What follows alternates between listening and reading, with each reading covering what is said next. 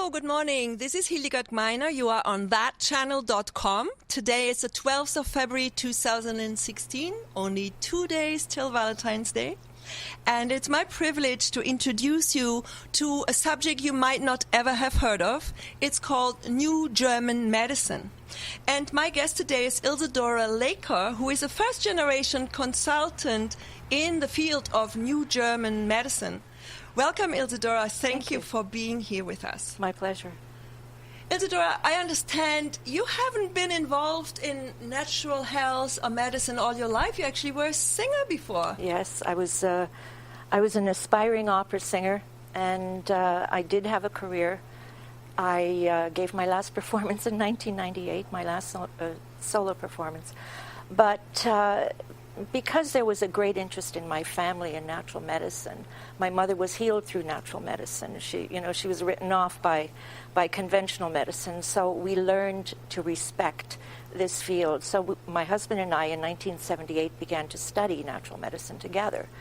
And he's continued in his particular field, but I sort of strayed as we went along. Although I still had my career in music, I still managed the business and, kept up my studies. But in 1992, I was presented with a recording. Everybody was giving out these 30-minute tapes or whatever. This was a 3-hour recording of a lecture that Dr. Ricke Gerd-Hamer gave in 1979 in Innsbruck. And of course, I'm German-speaking, so for me, it was easy to understand. And I was given the tape in 92 and put it on a pile of other tapes. Ignored it until the lady that gave it to me said, I'm interested in his books. I'd like your opinion. So I popped the tape in the car as I was driving home. Our business was on Yonge Street in Willowdale, and we lived in Ajax. So I listened to it for the first time about 6 or 8 months after it was given to me. And that was a life-altering moment. Because So Dr. Hammer had given a lecture in Innsbruck, in Yes. Austria, Yes. and you were given these tapes, and In they Canada. sat around in a corner in your house forever. Exactly. So talk about when the student is ready, only then. You're not kidding. Well, you're awake. Yeah. So what was the tape about? Well, it was really just an introduction to his discovery, which was called the New Medicine at that time, and he officially discovered this in 1981. The experience that led to this discovery was 3 years prior, in 1978, and that had to do with the shooting death of his son Dirk. And this was quite an event. It was it's part of the European royal family history, because it was the Italian Crown Prince Victor Emmanuel that was responsible for the shooting. What reason did he have to shoot him? Had Well, it something to do with his father branching out of medicine, or? Oh, no. Dr. Hammer was a traditional medical doctor at that time. Yes. He was actually the youngest doctor to ever graduate from medical school in Germany. He had a thriving practice. He had invented a lot of surgical instruments and was doing very well with royalties from his inventions. His wife was a medical doctor. His mother is Italian, so he was living in Italy at the time. Thriving practice, traditional medical practice. In Italy and in Germany? No, just Italy. Just Italy. At that time. Okay. And at that time, his children were teenagers growing up, and his son was on a school trip with other children around his age to the Isle of Corsica. And this is when he was accidentally shot by the Italian Crown Prince. Now, it's a long, involved story. There's a lot of information out there that is correct, but a lot of it is incorrect. But the long and short of it is that Dr. Hammer held the Italian Crown Prince responsible for the shooting death of his son, regardless of what the issue was around it. There were 3 trials. He was actually convicted the first 2 trials. By the time of the 3rd trial, which was 9 years later, this is when a lot of the evidence disappeared and he was exonerated, so for lack of evidence. But if you do a search on Victor Emmanuel of the House of Savoy, you'll see his personal history, and that it is very, very controversial. Now, I understand that after the loss of his son, this medical doctor who's done those wonderful things got sick himself. Please tell us what happened. Yes, his son died after 3 months, and countless surgeries, and he died in Dr. Hammer's arms. Of course, this was a very traumatic event for both he and his wife. And 3 months later, Dr. Hammer was diagnosed with a testicular teratoma. And being a traditional medical doctor, he decided on surgery, but he declined chemotherapy. It was against his belief system at that time. So they removed the tumor, and then he didn't want to do chemo afterwards. Exactly, yes. And you know, when I first met him in '99, I asked him about that because I knew his background was traditional. And he said, you know, Isadora, this is directly from the horse's mouth. He said, I don't know any medical doctors that would subject themselves or their family to that kind of treatment. And I was really very astonished. But somehow, did he not work in a cancer hospital in Munich at some point? Or was that later? No, he was the head internist when he discovered this, or when he put the pieces together. He was the head internist of a oncology clinic that specialized in reproductive cancers that was associated with the University of Munich. So both testicular and ovarian cancer? Yes, yes. Okay. I imagine uterine and cervical cancers were also part of that. Okay. But he was in charge of 180 patients. So when he developed this himself, he began to question the fact that this was in such close proximity to the diagnosis of his cancer, this horrible event in his life. Subsequently, his wife developed breast cancer, which is also connected. But when he began to question all of his patients that he was in charge of, this is when he discovered that all the patients that had testicular cancers all had the same kind of conflict. The same with ovarian cancers, the same with all cancers. So his initial research was actually in cancer, but now it encompasses all diseases outside of poisoning. So correct me if I'm wrong. So are you saying all illness has an emotional component? Absolutely. And the root of it all? Yes. It's not, we can't really call it emotional. It has to be a moment in time that you didn't expect to happen. And this is the cornerstone, actually, of what Dr. Hammer discovered. It has to be what we call an unanticipated event. Okay, so but it has some sort of a shock on you. Absolutely, It's yes. not an unexpected, joyful event. Oh, no. It That's is a resolution. trauma, right? Yes. Oh, okay. Yes. So then how did he come to deal with this? So now he knows people have cancer. There is some unexpected event that underlies the occurrence of cancer, like in his own life, his son being shot. Yes, but that was just the beginning.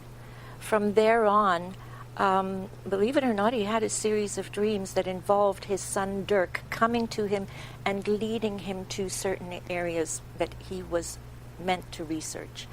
And from there he discovered the second biological law. The first biological law is what he calls the iron rule of cancer, which is really this moment of the unanticipated event. Right. From there on, depending exactly on how you perceived that event or how it was experienced, from then on, it was literally pre-programmed or predetermined as to what part of the brain and what organ was going to be simultaneously affected.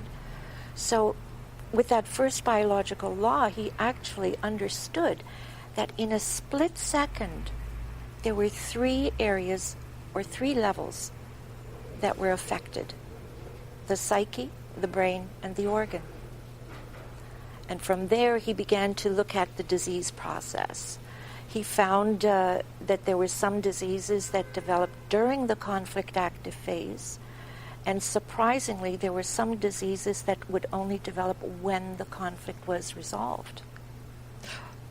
Okay, so there's a conflict, but I'm not getting sick only when it's over. Mm-hmm.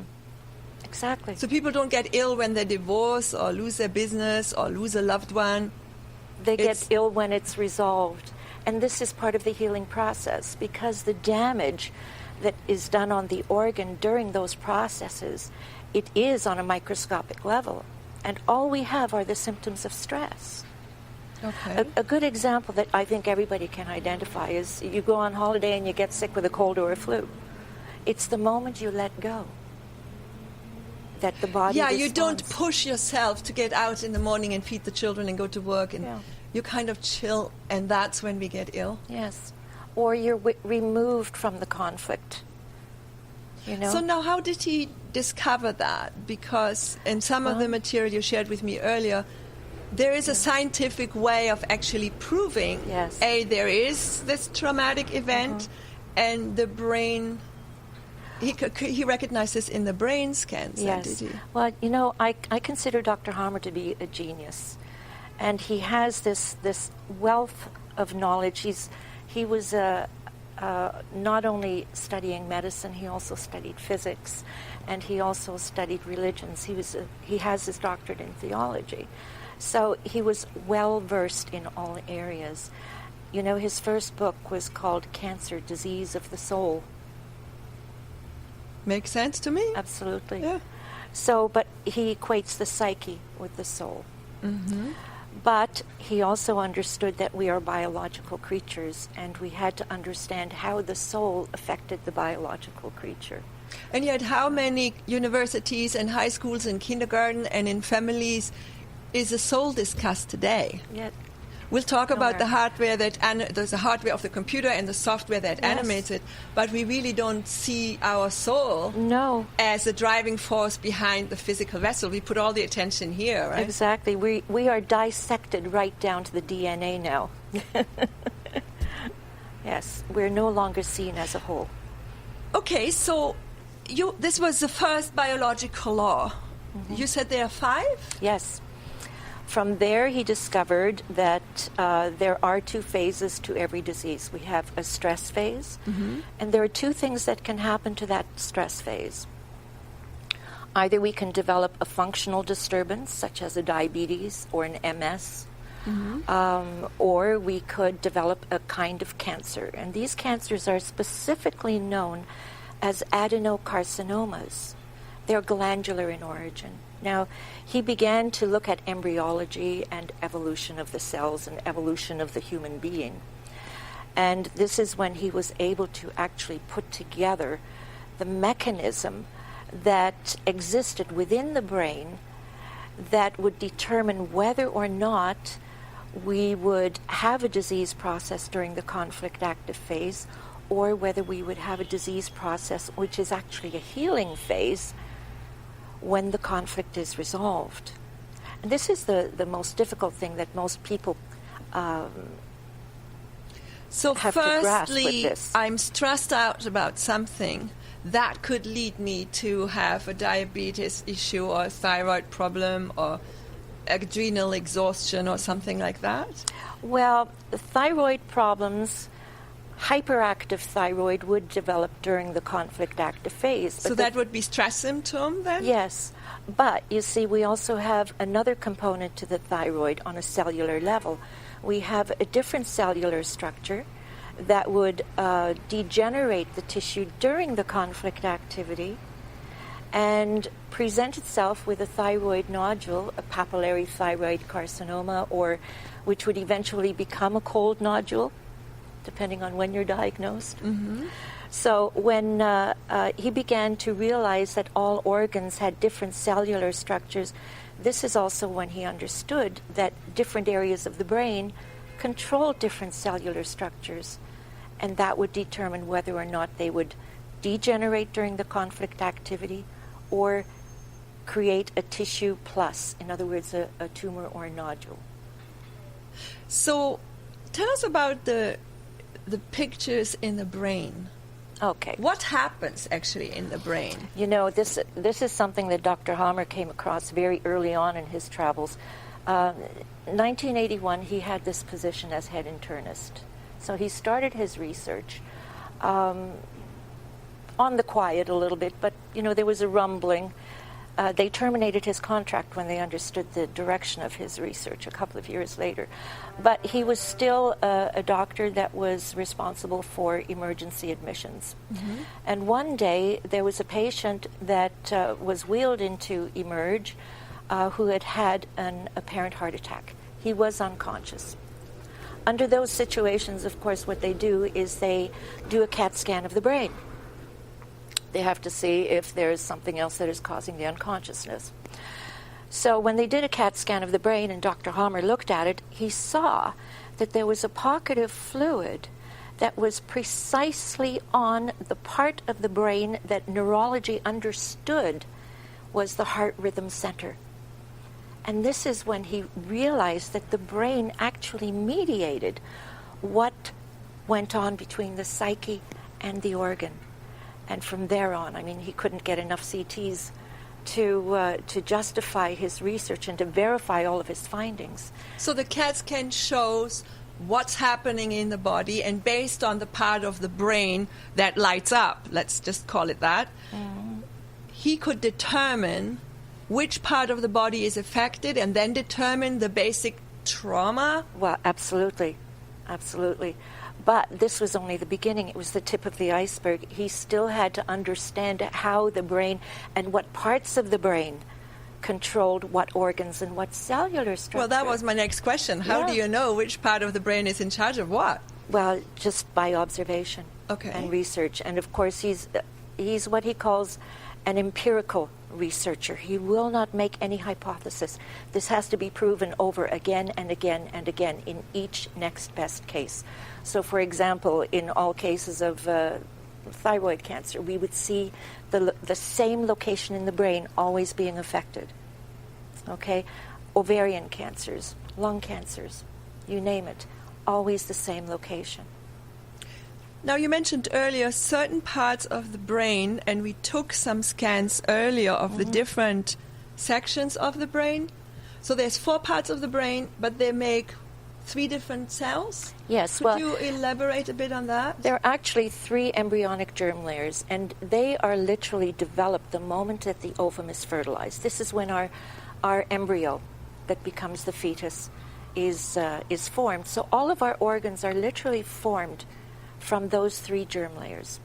And, of course, the CNS, the central nervous system, is also developed at that stage of our So the woman is barely pregnant, and the brain develops in the first little while? Yes, in the first trimester, all of this is set into motion. Okay. So when we have a pregnancy, this is literally evolution in progress. We can observe how our bodies evolved from what Dr. Hammer believes to be a single ring-formed creature that swam at the bottom of the ocean. So as we evolved, these germ layers also evolved. For example, when we came onto the land, we had to develop a mechanism where we would survive the elements. This is when our dermis was developed, and this offered us protection. So the dermis and all diseases to do with the dermis or that particular cell layer has to do with trying to protect us from something. Mm-hmm. Okay, so all of the biological programs that we respond to now are actually part of our evolutionary progress as well. These are programs that are meant to help us to survive these circumstances that we could find threatening. Mm-hmm. So they're all biological occurrences that are very, very meaningful to our survival. So there's a part that makes the skin cells then? Absolutely, yes. There's a part of the brain that controls all of the glands or the tissues derived from the glands. Mm-hmm. There's a part of the brain that controls our skin, the deeper layer of the skin, because we have 2 skins. And there is a germ layer that controls all of our connective tissue, the lymphatic system, our muscles, our striated muscles, the bones. They're all controlled by a different area of the brain. And then we have the tubes and the outer skin, the tubes of the organs that transport either enzymes or digestive secretions, or even facilitate the discharge of fluids, such as the kidneys. Well, I had assumed cell is cell. The body makes cell, and that's it. And they're all the same, but they're not. But you see, even in oncology, they differentiate what kind of cellular structure the cancer is made of. So they somehow sensed that they were not all the same cells that were reacting. Right. So then the CAT scan narrows down where the problem is. Dr. Hammer discovered that different parts of the brain are in charge of what. So now he knows, he has a cancer patient, he knows something is happening in a specific part of the body. Then what? What does he do? Tradition being you remove the tumor, right. You do the chemotherapy, and he didn't want to do that. What did he then do different after that? Well, through his observations, he realized that cells that grew during the conflict active phase actually stopped growing when the conflict was resolved. And from there on, one of two things would happen. Either they were degraded by microbes that already existed in our body, or it would remain dormant if we had eradicated those microbes through antibiotics. Wow. For example, tuberculosis. Tuberculosis is the healing phase of a lung cancer, a pulmonary nodule. So this is the end stage of the decomposition of a tumor that developed as a result of a fear of death conflict. Okay, so let me get this straight. So a person is afraid to die. I mean, people have gone through wars, they have gone through personal traumas. So people are scared to die, and it shows up as, oh my God, I can't breathe. Well, you're partially correct there, because our innate response in a fight or flight moment that is highly threatening to our lives is to take in air. Oh yeah, and we're breathing from up Yes. here. We are not relaxed breathing from the belly, right? Yes. So in order for us to survive, the lung alveoli, they multiply. The cells multiply, and this facilitates a better intake of oxygen during the conflict active phase. Makes sense. And I'm working hard to fight or to run away, right? Right. So there you have the biological meaning of this physical occurrence that we call disease. We only call it disease because it's been misunderstood. So then the stress is over, and that's when degeneration happens even more. Yes. And this is when we need to be careful, because if we are looking at someone that is suffering from a tuberculosis, that in itself has physical repercussions, especially if they are weak already from high stress, if they are emaciated, if they don't have access to good nutrition, as it was post-World War I, right, which was when we had the greatest tuberculosis epidemic in the Western world. Mm-hmm. Right? Within a couple of years, we had this huge epidemic of tuberculosis.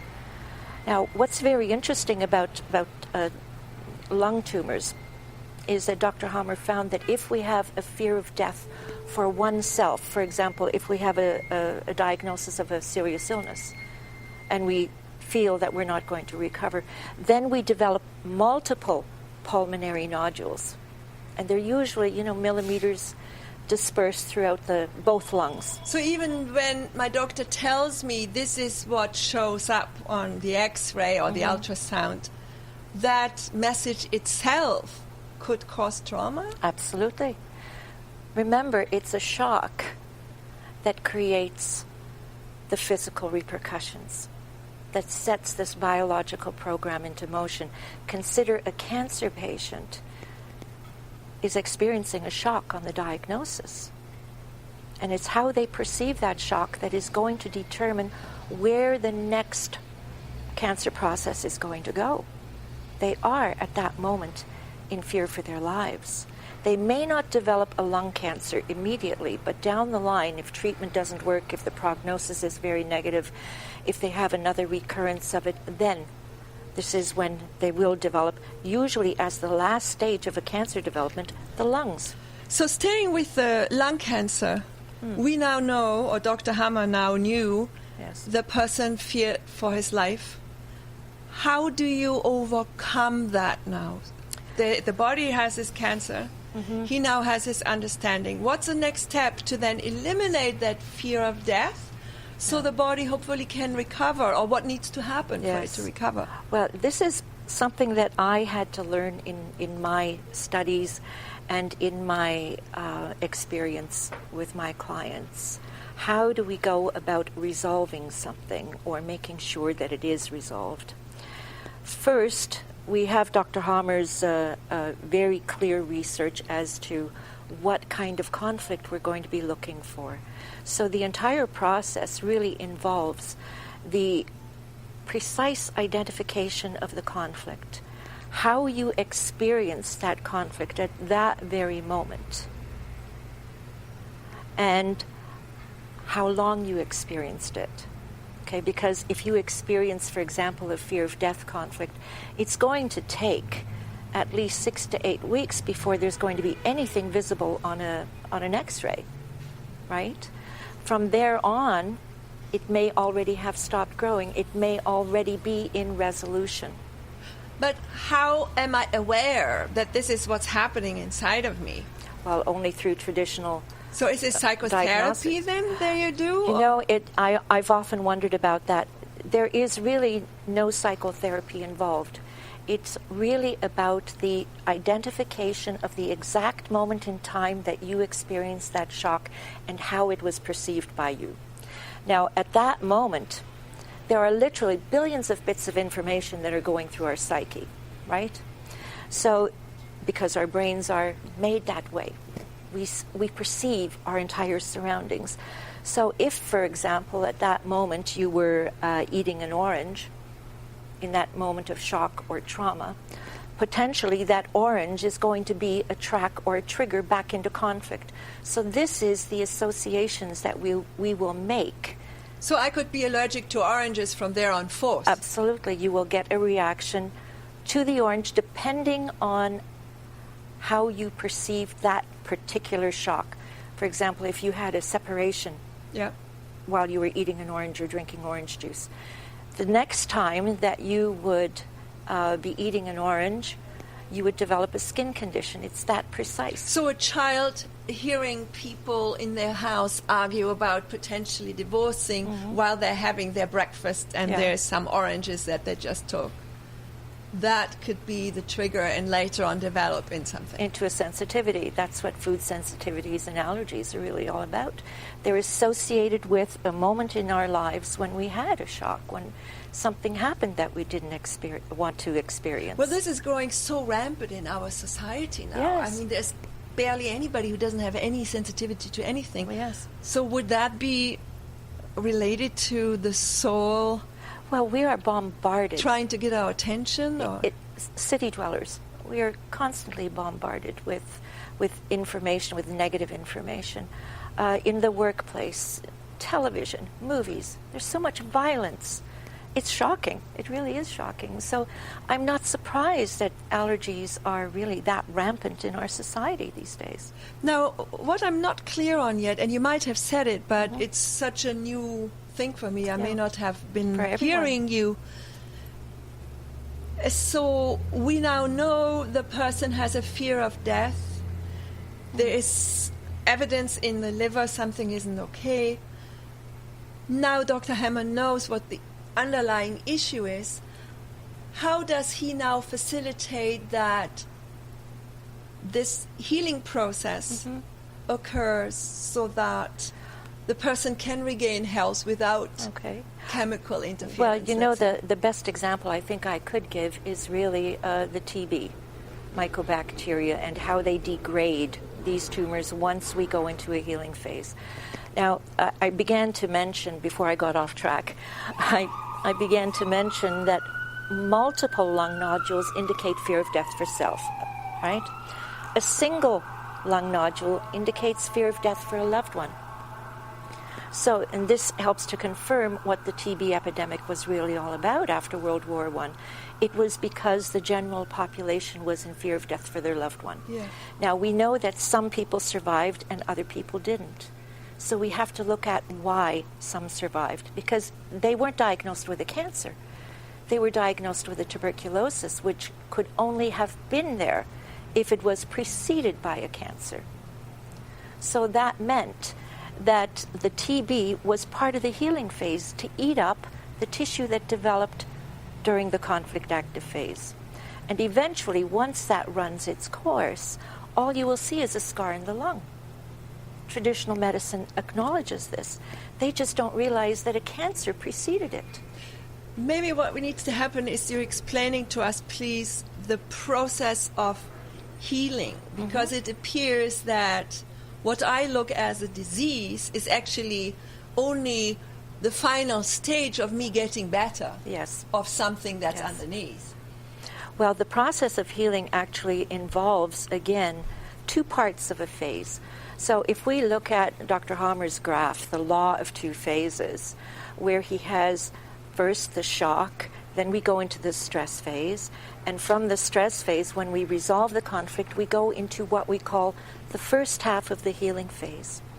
And when you look at the graph that Dr. Hammer has developed, you see that there is a dip that we go into. This is when we have most of the physical symptoms that we call illness. Most people don't realize that they have a lung cancer until they develop the symptoms, like the cough, right? So this will take a period of time to degrade, to decompose. So it's in the first half of the healing phase that you will see the microbial activity. But that also will run its course. And from there, we go into what we call the healing crisis, or the epileptoid crisis. So this is a spike that separates the healing phase. This is, in many diseases, a moment of truth, because it could be fatal depending on what had happened to you. Now, in the case of a lung cancer, it's not fatal. It's just the turning point. It's the turnaround from the active tuberculosis decomposition phase to the point where your body begins to recover from that. And you go into the second half of the healing phase, again going through a dip. But then once you're through that second half, everything goes back to normal. So when Dr. Hammer was dealing with his cancer patients, he analyzed what this problem was in the body, and then was there like an interaction between him and the patient to explain to them? Yes. And in the understanding of this, is Absolutely. there healing occurring right there? Or did he need to do something else? No, it can occur at that moment. You can facilitate a turnaround and turning off that switch of activity right there and then, the moment the patient understands when it was set into motion. So awareness of something that I didn't have awareness before 5 minutes ago has a biochemical, brings about a biochemical shift. Absolutely. Absolutely. So he didn't, like I was assuming initially that he was taking the people into some psychotherapy and some hypnosis and some this and some that. It isn't. It's not about psychotherapy. That's the extraordinary thing about it. So the fact that the patient becomes aware that you have heart disease and that is a territorial issue, knowing that in itself changes everything. No. You have to it's not just knowing that it's a territorial issue. You have to understand it within the context of your own experience. Okay. Okay. So let's stay with the lung disease. Yes. So somebody was afraid for their son or some loved one, the husband, dying in the war. Yeah. And they developed the illness in the lung. So now they come across Dr. Hammer, understand this. Now what happens? What then needs to happen? Oh, you mean if they for the healing process? If they were diagnosed with a single round lung nodule? Yeah. Okay. Well, like I said, when we have a DHS or a shock, then there are billions of bits of information and tracks are formed at that moment. So we have to understand also to get the person out of this situation, because they could be looping or remain in the conflict active phase, even though the conflict may be resolved, just based on tracks or external triggers. Yeah, so let's just Okay. clarify what DHS means. People don't have a reference for that, please, if you would. DHS stands for Dirk-Hammer syndrome. Okay. And this is in honor of his son.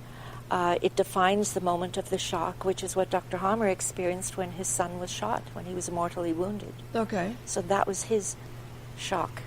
Okay, so then Okay. he identified for himself that. Yes, so in honor of Dirk, he calls it Dirk-Hammer syndrome, This DHS. is the moment in time when this Yes.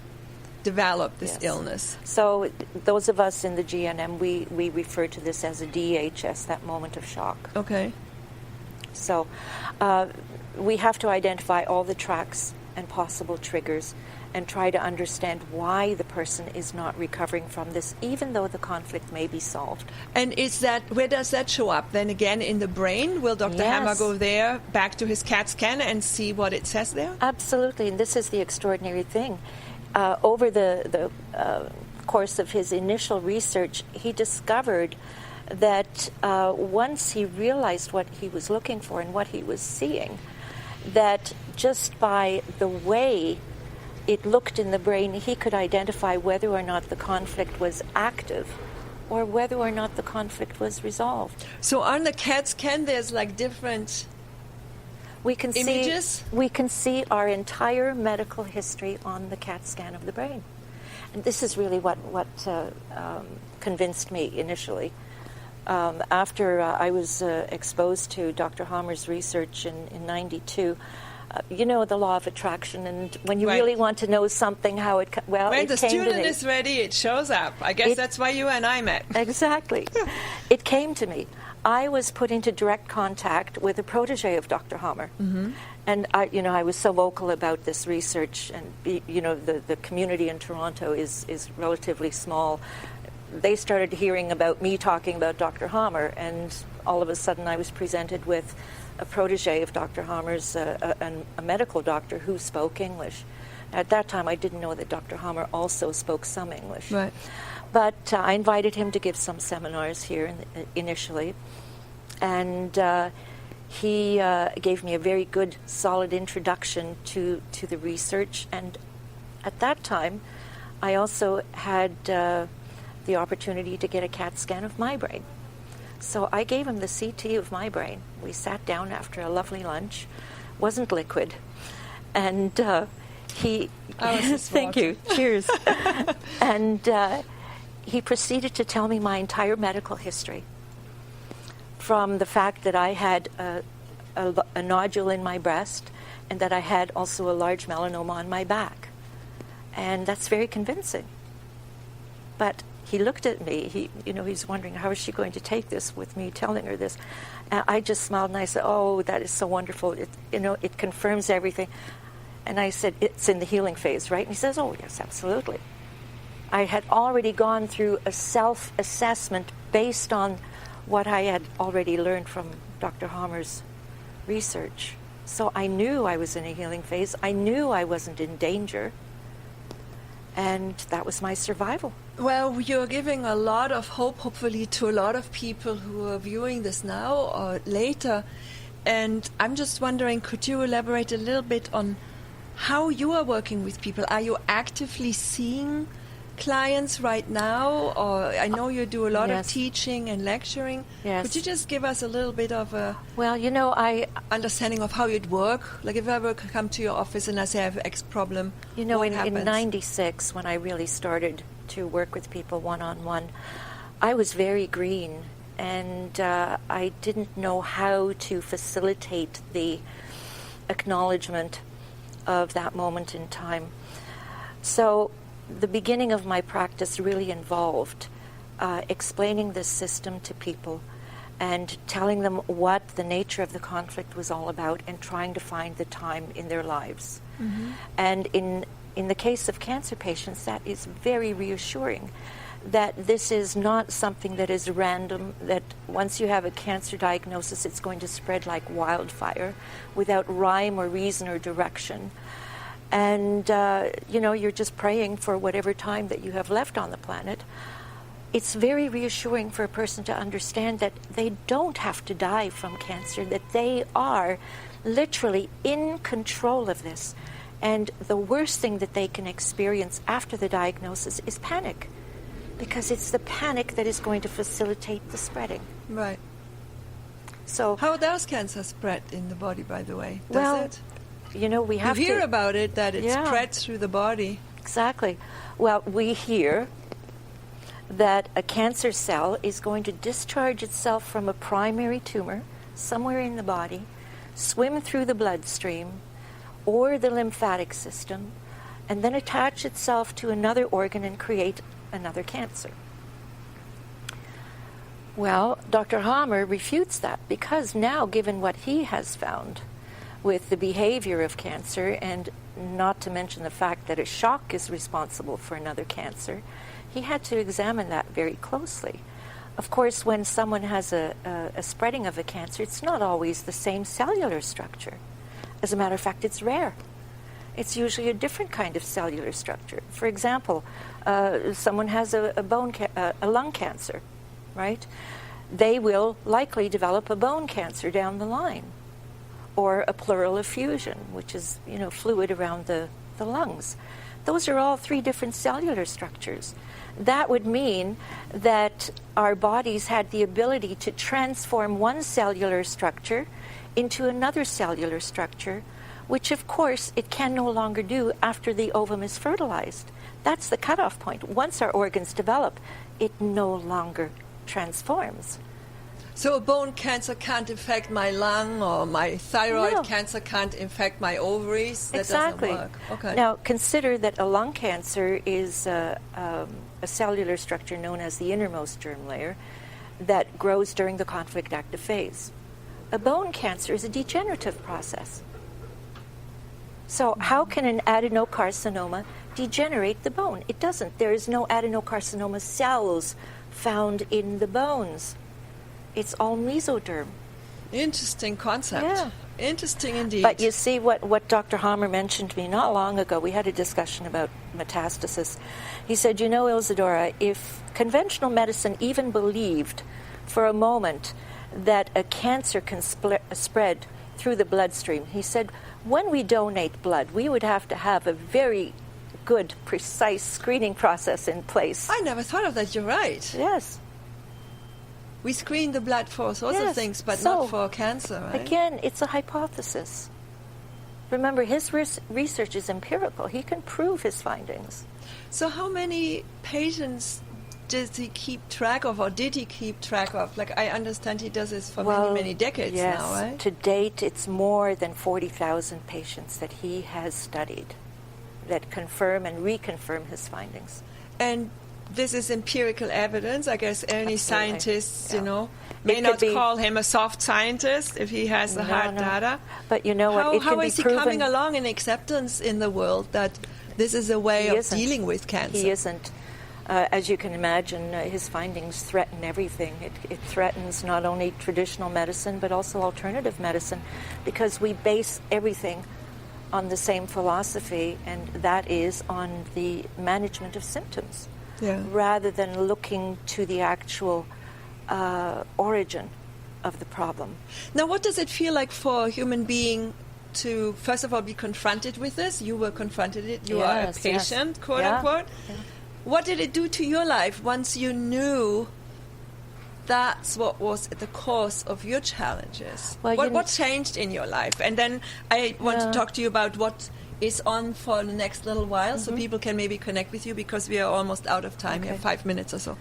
Well, when I embarked in my natural medicine journey, right, we had a way of doing things, right? It was about fasting, it was about cleansing, it was about sprouts, it was about good nutrition, it was about herbs, homeopathy, essential oils, you name it, we did it. We had results, yes, but the results were inconsistent. And that's what my question was really all about. Why do some people recover, and why do some people not recover? That's a very good question, yeah. I wondered that myself, yeah. So, when I heard that tape from Dr. Hammer, literally in that 3-hour lecture that he gave in Innsbruck, he answered all my questions. It was at that moment in time that I understood that he literally held the key to why we got ill, and why in some people they became chronically ill. So what's the difference? Why do some people not heal? Because they are in what we call a loop, where they have constant tracks reaffecting themselves. They go in and out of conflict, in and out of conflict. This is the basis of all chronic illnesses. So it's kind of like an addiction. Well, to a certain degree, it's a subconscious process, because it's the subconscious that rules that mechanism. Okay. The subconscious has no idea of time and space. If it receives the trigger or goes back on the track, it's right back to square one where it experienced the shock.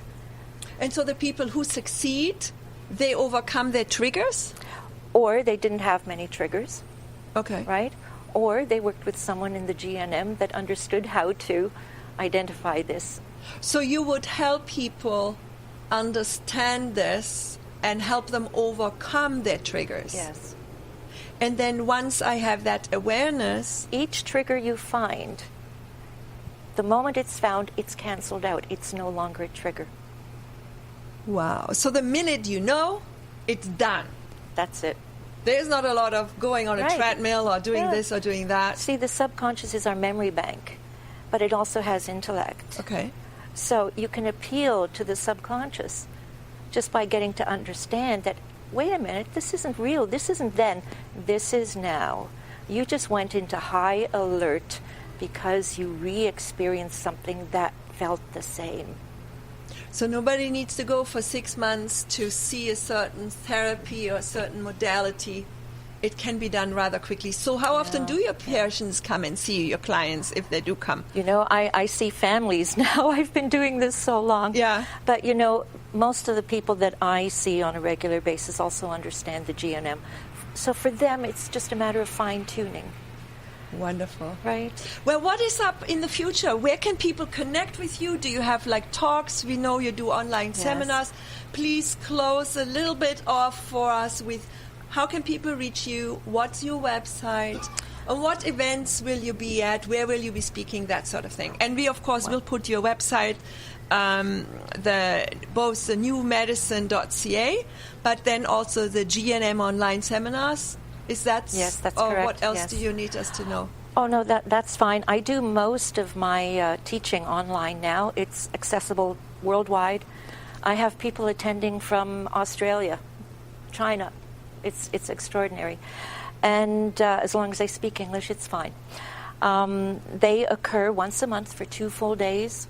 I go through 4 levels, and then the 5th level is a live workshop that they have to come to Toronto, or I go to another country to do that. Those workshops, I teach people how to use the GNM in practice. So you don't have to be like a medical doctor or homeopath to attend your workshops? Anybody can join? Anybody can join. It involves new terminology, as you can imagine. Mm-hmm. But at the same time, I always say it's helpful if you have a little basic anatomy and physiology. But I attract more practitioners and medical people in my seminars. And how can people contact you here in Toronto if somebody is struggling with something? And through the website. Through the website as well? Yes, everything comes to me eventually. So the newmedicine.ca or through both the GNM? Both the GNM, they both have inquiry emails or contact emails. So you can place your inquiry through there. Well, I thank you so very much, Isidora, for being here with us. You. And I'm fascinated by it. Looking forward to I know how you feel. To meet you again and, you know, maybe have a workshop here in our facility as well. Thank you. Thank you so much for being here. And thank you for watching here on thatchannel.com on Liquid Lunch, the 12th of February. Please stay with us and we will be right back.